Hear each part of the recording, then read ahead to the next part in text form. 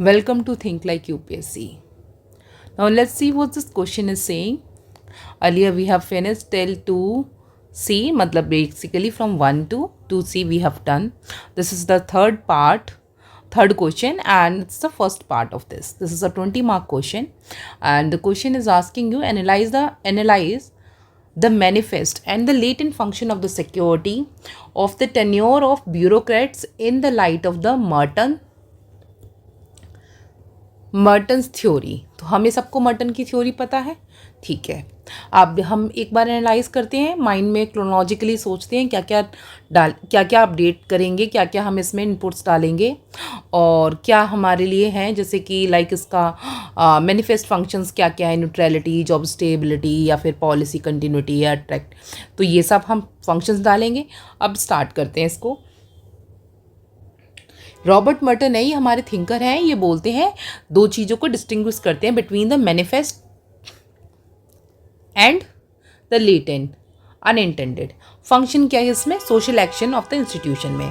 तो हमने यहाँ पे एक डायग्रामेटिकल फॉर्म में बता दिया है। सिक्योरिटी ऑफ टेन्योर में हमने ये बताया manifest function and latent function में। इन दोनों को इसमें हमने न्यूट्रलिटी रिफॉर्म डाले हैं, job stability, policy continuity and attracting talents. Now resistance to complacency, ठीक है, this is inertia and reduce innovation. तो दीज आर द फैक्टर्स। अब इन्हीं को हम आगे एक्सप्लेन करेंगे। लाइक कैसे manifest function of the tenure security, इसमें क्या क्या चीज़ है। एडमिनिस्ट्रेटिव कंटिन्यूटी हम जैसे इंश्योर कर दें कि suppose we are into service and हम बोलते हैं कि we are ensuring administrative continuity and promoting a professional independence from a political influence and encourage क्या कर रहे हैं, specialisation and experience building. Legal function क्या करेंगे, मे प्रमोट इनएफिशिएंसी और कॉम्प्लेसेंसी एंड प्रोटेक्ट क्या करेंगे, किसको प्रोटेक्ट करेंगे, non performing bureaucrats from removal. This is what latent function. Like कोई बहुत ही ज़्यादा प्रिय है किसी पॉलिटिशियन का और वो उसको किसी भी तरह से पनिशमेंट नहीं देना चाहता। रीइंफोर्स क्या कर रहे हैं, hierarchical as well as rule bound culture. Weberian bureaucracy है ये। लिमिट क्या करती है, लेटेंट फंक्शन क्या लिमिट कर देती है, innovation and risk taking due to job security. या जॉब सिक्योरिटी की वजह से सामने वाला रिस्क को उतने नहीं लेता है। Bureaucracy as a rational legal system. Third, ये वेबर बोलते हैं, यहाँ पर क्या बोलते हैं, एम्फसाइज करेंगे इम्पर्सनल रूल को, हियरकी एंड टेक्निकल कॉम्पिटेंसी। और टेक्निकल कॉम्पिटेंसी के साथ में एक और चीज़ बोलेंगे, सिक्योरिटी सपोर्ट न्यूट्रलिटी बट में रेस्ट्रिक्ट डायनेमिज्म। और dysfunction of a latent aspect में क्या है, रेजिस्टेंस टू रिफॉर्म के लिए रेजिस्टेंट रहेंगे बट ब्यूरोक्रेटिक रेड टेप रहेगा। For example we can say Indian civil servant fix tenure है, aim for neutrality but often led to political bureaucratic frictions. जैसे बहुत सारे आपको पास्ट में एग्जाम्पल्स दिख जाएंगे, बहुत सारे ऑफिसर्स हैं जो पर्टिकुलरली किसी पॉलिटिकल पार्टी से इंक्लाइंड रहते हैं कि नहीं we are like we will frame policies and we will be very much comfortable with working with this current like BJP political party और you can take any other Aam Aadmi political party और any other political party. तो ये रहेगा political interference रहता है उनका, अपने आप में एक बायसनेस रहती है। रिफॉर्म नीडेड है, ज़रूरी है। Accountability mechanism to address a latent dysfunction, this is a need of an hour. Thinker क्या क्या डाले, क्या हमने कोट किए, रॉबर्ट मर्टन पे क्वेश्चन ही पूछा था। The question asked you about this thing, so we have quoted manifest as well as versus a latent function, we have defined it. Next, Max Weber we have quoted, जिनकी idol type of bureaucracy है। Conclusion कैसे करेंगे, tenure security ensure करती है stability but क्या कर देती है, क्रिएट कर देती है अनइंटेंडेड इनएफिशिएंसी। टेन्योर देखो सर्विस में, when you are into service you have a fixed tenure, but वो फिक्स्ड टेन्योर क्या कर देती है, आपको ना प्रोडक्टिविटी उतनी अच्छी नहीं रहती है, आपकी इनएफिशिएंस हो। आप लाइक आपने जॉब ज्वाइन कर लिया और उसके बाद में लाइक यू ठीक है यार बैठ जाते हैं, 2 महीने के लिए नहीं जा रहे हैं, फिर मेडिकल दे देते हैं, फिर अगेन 15-20 दिन जा रहे हैं, फिर मेडिकल दे दे रहे हैं और फिर उसके, तो ये क्या कर रहा है, अनइंटेंडेड इनएफिशिएंसी को राइज कर देता है। तो इसमें नेक्स्ट हम डालेंगे a balance between security and accountability is essential for bureaucratic performance. तो इसी के लिए हमारा क्या चाहिए, यहाँ पे एक पोर्टल चाहिए जो इस मैकेनिज्म को पूरी तरह से कंट्रोल करे, को देखे कि कौन सा ब्यूरोक्रेटिक ऑफिसर अच्छे से काम कर रहा है और एफिशिएंट वर्क कर रहा है। That is what needed. Third question, third का बी पार्ट बोलता है describe the basic postulates of. तो ये बेसिक पोस्टुलेट्स पूछता है साइंटिफिक मेथड का, ठीक है। This is again from the chapter 2 and how far are these followed in sociological research. ठीक है, किस तरह से सोशियोलॉजिकल रिसर्च में फॉलो किया जाता है। पहला, scientific method is a systematic है, ठीक है, हमें पढ़ा है सोशियोलॉजी एज अ साइंस में हम देखते हैं scientific method is a systematic empirical approach है of studying phenomena particular study. Sociology attempt to apply this to understand social behaviour. अब हमने बताया है क्या एम्पेरिकल है, एम्पेरिसिज्म है, ऑब्जेक्टिविटी है, वेरीफेबिलिटी है, प्रिडिक्टेबिलिटी है, कम्युलेटिव है, नॉलेज है, एथिकल न्यूट्रलिटी है, सिस्टमैटिक प्रोसीजर है। एप्लीकेशन इन सोशियोलॉजिकल रिसर्च में कैसे है, use of statistics, field work जिसको हम इथनोग्राफी बोलते हैं, हाइपोथेसिस टेस्टिंग करते हैं हम, सिस्टमैटिक प्रोसीजर्स लेंगे हम, थ्योरी बिल्डिंग लेंगे। फिर हम क्या करेंगे, चैलेंजेस क्या फेस करते हैं जब हम यूज ऑफ क्या क्या चैलेंजेस फेस करते हैं। वैलिडेटेड टॉपिक्स हैं, ऑब्जर्वर वायस भी हो सकता है। मैंने कोई सर्वे कंडक्ट किया है और उसमें मेरी अपनी प्रोडक्शंस हैं तो आई गेव इट ऑब्जर्वर, मतलब मैं बायस हो गई यहाँ पे। लिमिटेड प्रिडिक्टेबिलिटी, यहाँ पे बहुत मतलब माइनर लेवल तक ही सिर्फ इसमें प्रिडिक्टेबिलिटी की जा सकती है, ज़्यादा वाइडर लेवल पे, वाइडर स्केल पे नहीं कर सकते हो। वेरिफिकेशन डिफ़िकल्ट हो जाता है बिकॉज यू कांट वेरीफाई हर सोसाइटी में रहने वाला every person can be verified, ठीक है। एथिकल कॉन्स्टेंट रहेगा। तो सोशियोलॉजिकल रिसर्च यूज़ क्या करती है, साइंटिफिक प्रिंसिपल को यूज़ करती है, बट अडेप्ट क्या करती है, adapt them to the complexity of the human behaviour. अब हमने यही चीज़ को एक्सप्लेन किया। ऑब्जेक्टिविटी में क्या बोला, avoiding bias and maintaining neutrality, जो हम पढ़ेंगे आगे। जब मैं सोशियोलॉजी का वो चैप्टर पढ़ा रही हूँ, अभी स्टार्ट किया है, लेट्स सी आगे उसमें फर्दर देखेंगे। बट यहाँ पे हम क्या लिखेंगे, ऑब्जेक्टिविटी, अवॉइड क्या करेंगे, बायस रिपोर्ट देना, फिर अपडेट करना, मेंटेनिंग न्यूट्रलिटी को मेंटेन करेंगे, this is our main topic. फिर मैक्स वेबर जो कॉन्सेप्ट है of value neutrality, this fits here perfectly. Empiricism क्या बोलेंगे, डिपेंडेंस किस पे, ऑन ऑब्जर्वेशन नॉट स्पेकुलेशन। हम स्पेकुलेशन पे फोकस नहीं करेंगे, our main focus will be on observation कि what we observe in the field work, what does the basically survey is speaking out to you and what are the stats जो हैं आपके पास में, उसको हम किस तरह से यूज़ करेंगे, वो क्या हमें डिटेल नॉलेज देते हैं। जैसे हमने एक ना पास्ट ईयर का पेपर देखा है, उसमें हमने क्या बोला था, मैंने लाइक बार ग्राफ, इस तरह से बार ग्राफ के फॉर्म में ग्राफिकल रिप्रेजेंटेशन हमने देखा कि कभी पे इतने क्वेश्चन आज चैप्टर से, कभी बिल्कुल ही नहीं आ रहे हैं, कभी फिर बढ़ रहा है, फिर कर। तो इससे क्या हमने क्या है, स्टैट्स यूज़ किया है यहाँ पर। तो वेरीफेबिलिटी इसी तरह सोसाइटी में होता है। वेरीफेबिलिटी हम देखेंगे कि यहाँ पे क्या है, रिजल्ट शुड बी रेप्लिकेबल और टेस्टेबल, रिजल्ट को हम टेस्ट कर सकते हैं दोबारा। क्यूमुलेटिव नॉलेज में क्या है, न्यू स्टडीज़ हैं जो वो बिल्ड करती हैं ऑन द अर्लियर रिसर्च में। एमाइल डर्कहाइम की जो सोसाइटी की थ्योरी है, दैट सेज स्टडीज़ इन्फ्लुएंस क्या करती है, फ्यूचर सोशियोलॉजी ऑफ डिविएंस। जनरलाइजेशन में क्या बोल सकते हैं हम, जनरलाइजेशन में बोल सकते हैं एस्टैब्लिशमेंट क्या किस चीज़ का, पैटर्न अक्रॉस केसेस, जैसे क्लास है, क्रीड है, जेंडर है। तो इसका study in the Indian society हम करेंगे। कैजुअलिटी में क्या करेंगे, understanding the cause effect and relationship, poverty and education link, इन दोनों को लिंक करेंगे। लिमिटेशन इन सोशियोलॉजी में क्या क्या लिमिटेशन है, कंप्लीट ऑब्जेक्टिविटी इज हार्ड, पहले बोला था, बिकॉज अब मैं थिंकर डाल दिए, baker and Goldener.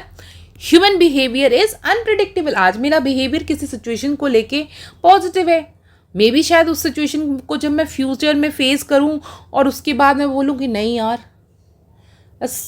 I could have went in different way. Suppose एक रास्ता जा रहा है, हम दो फ्रेंड्स हैं, हम जा रहे हैं, ट्रैवल कर रहे हैं, एक मैं राइट में मुड़ गई, वो लेफ्ट में मुड़ गई, तो वी दैट्स व्हाट। और आगे चल के मेरे को मैंने कुछ फेस किया परेशानी and she went on a smooth path, फिर मैं लौट कर वापस आई, तो दैट्स व्हाट। ऑब्जेक्टिविटी डिफरेंट हो सकती है, प्रेडिक्टेबिलिटी डिफरेंट हो सकती है। Human behaviour is unpredictable and qualitative method में लैक जनरलाइजेशन। क्वालिटेटिव मेथड जब हम लेते हैं वो that can lack generalisability. And thinker हमने क्या डाले इसमें, डर्कहाइम एंड वेबर, इनकी applied scientific method of social facts, और वेबर की supported a methodological individual and a value neutrality. Conclusion में we will say two not perfectly aligned but natural science है ना, with natural perfectly natural science से align नहीं है, but ये क्या है, ये भी एक फॉर्म ऑफ अ साइंस ही है, सोशल साइंस है। जो सोशियोलॉजी क्या करती है, इंटीग्रेट करती है scientific method with interpretative understanding enriching our grasp of society. This is how we will deal it. Next question, what is the ideal type, ठीक है, 10 मार्क में पूछा है। And how is it useful for social. सबसे पहले बताएंगे ideal type होता क्या है। बताया हमने द कॉन्सेप्ट आइडियल टाइप है, मैक्स वेबर ने दिया, इज अ थ्योरिकल कंस्ट्रक्ट हो गया that is use to analyse, क्या करने के लिए, compare real social phenomena by highlighting a essential characteristics. हमने डेफिनेशन दी, an ideal type is the क्या है, एक मेंटल कंस्ट्रक्ट है formed by accentuating a certain element of reality to understand what social action। हमने आइडियल टाइप में abstract model use किया यहाँ पे, bureaucracy, capitalism and social action type. Weber के 4 टाइप हैं यहाँ पर।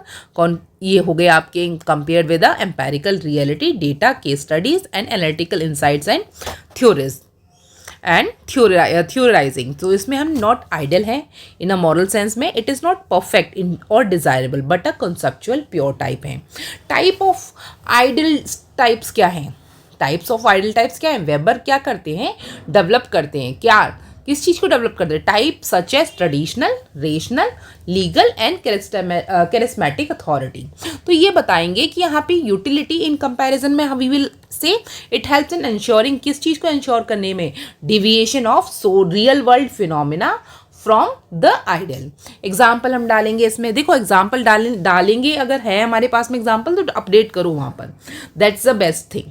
Comparing modern bureaucracy to a Weber ideal type bureaucracy, analyzing social change, it helps trace how institution evolve over time। criticism क्या है, over abstractions can ignore complexity को ignore कर सकता है, ठीक है, and even a real world behavior may not neatly fit models, ये fit ना भी हो सकते हैं।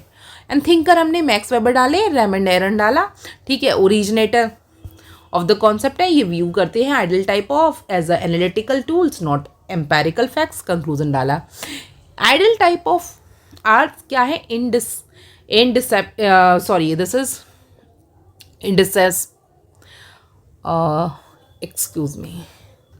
is indispensable in what, sociological theory and research, offering analytical clarity while preserving a interpretative flexibility, ठीक है। नेक्स्ट क्वेश्चन हमारा बोलता है एमाइल डर्कहाइम के ऊपर है, कंसेप्शंस ऑफ किसके, सुसाइड के, as a social fact and what are the criticism of his approach, ठीक है। सबसे पहले एमाइल डर्कहाइम ने एक स्टडी दी थी, थ्योरी दी थी, ली सुसाइड इन 1897 में, and this was a landmark study. इसको ट्रीट किया जाता है, treat as suicide and usually seen as an individual fact, जहाँ पे ये बोलेंगे सोशल फैक्ट शेप करते हैं बाय द कलेक्टिव फोर्सेस। तो सामने वाला इंडिविजुअली सुसाइड नहीं कर रहा है, दैट्स द कलेक्टिव फोर्सेस हैं उसमें जो उसमें काम करती हैं, ठीक है। आगे सोशल फैक्ट क्या करते हैं, अप्रोच करेंगे, डर्कहाइम डिफाइन करते हैं सोशल फैक्ट कैसे, एक्सटर्नल है एज वेल एज कंस्ट्रेनिंग है। सुसाइड 2 इंडिविजुअल है, लगता है इंडिविजुअल है बट ये क्या है, शो कंसिस्टेंट सोशल पैटर्न है, कैसे, egoistic, low social integration, example unmarried individual,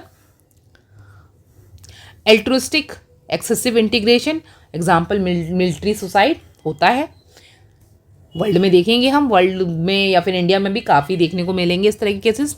anomic क्या है, sudden social disruption, example economic crisis की वजह से, जैसे कि कॉफ़ी वाला एग्जाम्पल, कॉफ़ी का जो सीईओ था, he just owner of coffee home, जहाँ आपने सीसीडी में कॉफ़ी पी होगी, he just because of economic crisis he ended his life, example डालो। फेटलिस्टिक क्या है, एक्सेसिव रेगुलेशन, एग्जाम्पल स्लेव्स और प्रिजनर्स, यहाँ प्रिजन में भी डेथ होती है, ठीक है। यूज ऑफ एम्पेरिकल डेटा क्या है, he used European suicide statistics to demonstrate pattern, जहाँ पे फोकस ऑन करेंगे इंटीग्रेशन एंड रेगुलेशन में।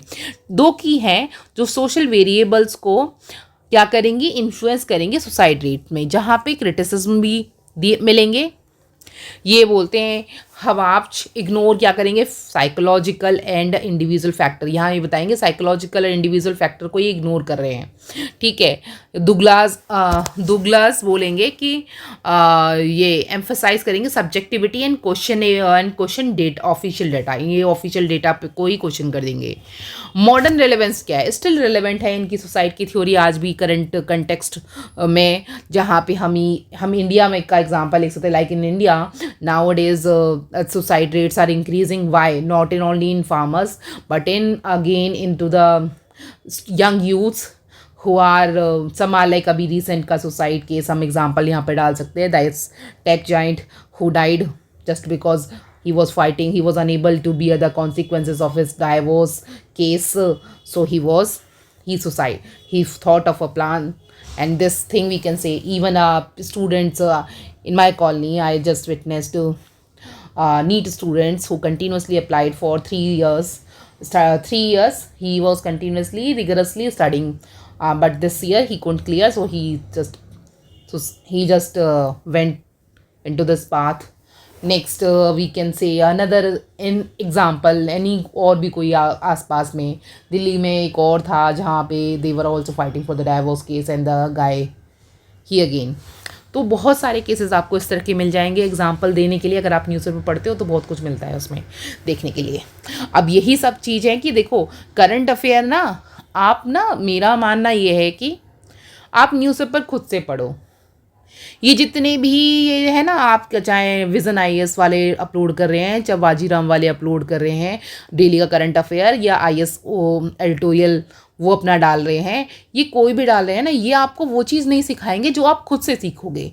आप खुद से जो चीज़ न्यूज़पेपर से सीखते हो ना, न्यूज़पेपर में क्या है, अगर आपको कोई भी ऑप्शनल है, ऑप्शनल में भी हेल्प करता है, प्लस आपका CSET में भी हेल्प करेगा, लाइक रीडिंग कॉम्प्रिहेंशन भी इंक्रीज होती है उससे आपकी, प्लस आपकी विकेबुलरी स्ट्रांग होती है।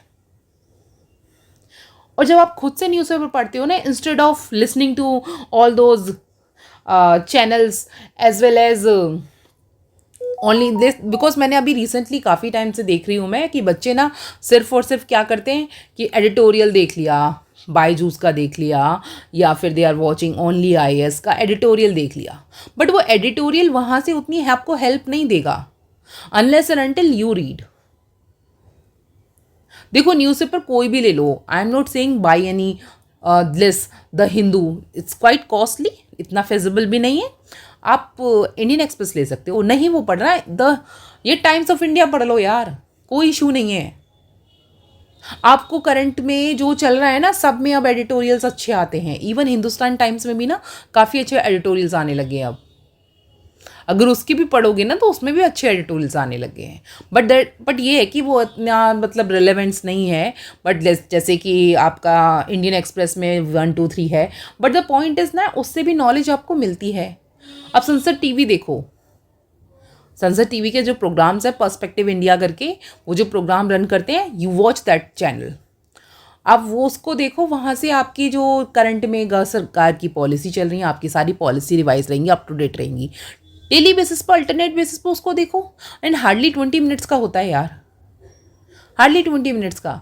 इसको आपको ना मतलब फिर एंड में ना विज़न की या बाजीराम की इतनी मोटी मोटी थिक मोटी मोटी ना आपको वो करंट अफेयर की मैगजीन्स करनी नहीं पड़ेंगी, बिकॉज होता क्या है ना, बहुत कुछ हो जाता है एंड में रिवाइज करने के लिए। मेन से जस्ट 10 to 15 days पहले ना आप इतना सब कुछ रिवाइज नहीं कर सकते हो, रिटेन भी नहीं कर सकते हो। इट्स अ स्लो प्रोसेस, और इस स्लो प्रोसेस का रिजल्ट यही रहेगा कि आप ना शुरू से इसी न्यूज़पेपर पढ़ो डेली बेसिस पे, आधा घंटा पढ़ लो, मत पढ़ो ज़्यादा देर।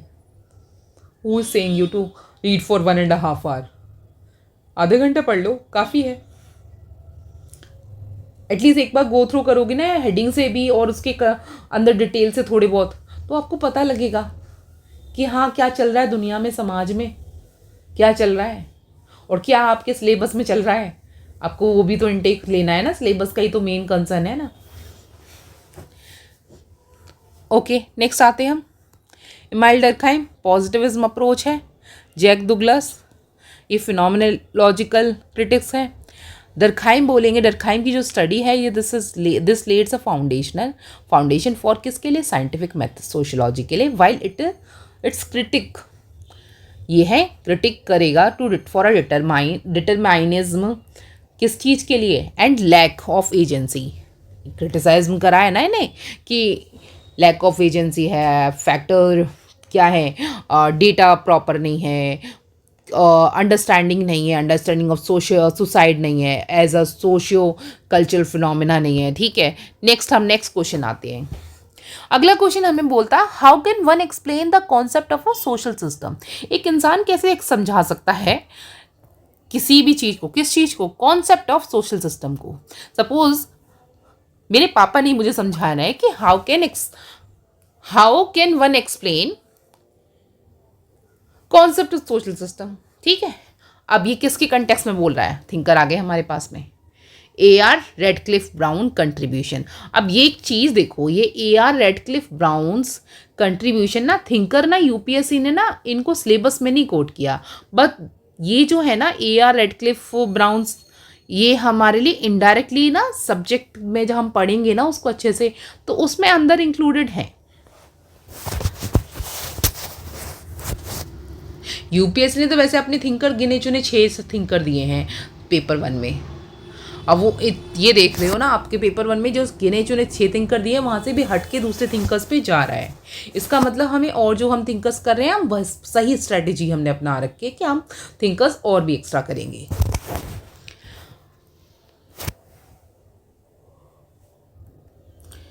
So now this question is stating that, अब हमने देखा बोल क्या रहा है, हम लिखेंगे इनके बारे में, हमें पता है इनके बारे में, तो हम लिखने स्टार्ट करेंगे कैसे।